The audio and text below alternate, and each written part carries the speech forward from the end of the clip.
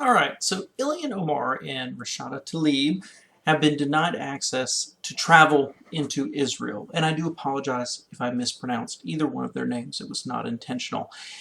And of course, the Twitter universe has exploded over this, and of course both politicians are busy tweeting about it, how unfair it is. It's an outrage that they're not allowed to go. But let's consider this for a minute.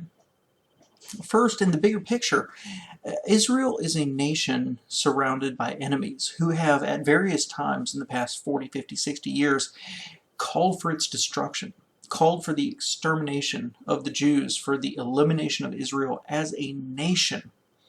And while the two representatives want to say that they're being discriminated against, I don't buy it. I don't buy it at all. And here's why. There's a principle in psychology called Occam's razor, which is that the answer that requires the least amount of speculation is probably the right one. So on the one hand, you have two representatives who have said a variety of things over their careers. One of them is a staunch supporter of the BDS movement, Boycott, Divestment, and Sanctions movement, which is seeks to undermine Israel as a nation, as a sovereign nation.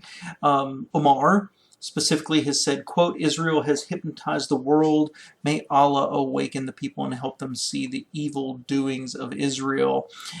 They've also said regarding American politicians who may be paid to support Israel, quote, "It's all about the Benjamins, baby." Taken out of context, either one of these could be explained as a slip of the tongue without a true racist intention behind it. But, here's the thing. When you start taking these things together, you start to paint a picture of what these people actually believe, and they are anti-Israel. So, on the one hand, you have these two claiming that the reason they can't travel to Israel is because Donald Trump, who is incompetent and incapable of good communication and diplomacy, has convinced Netanyahu that his far-right racist policies are correct, and therefore to ban them from traveling to Israel. Well, let's see. Far-right, by the left's definition, is fascist. Fascist is Nazi. Nazis rounded up Jews and put them in concentration camps and killed them. So we are to believe that Donald Trump, they believe is completely incompetent, has convinced the leader of Israel to take a fascist point of view to ban two U.S. representatives? Yeah, it just doesn't make any sense.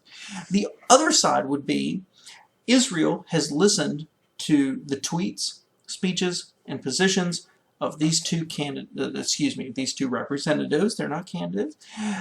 These two representatives, and said they are actively working against us. They're actively working to undermine us, and therefore we don't want them here because, yeah, there's no benefit. Which one do you think is true? Leave your comments below. I appreciate it.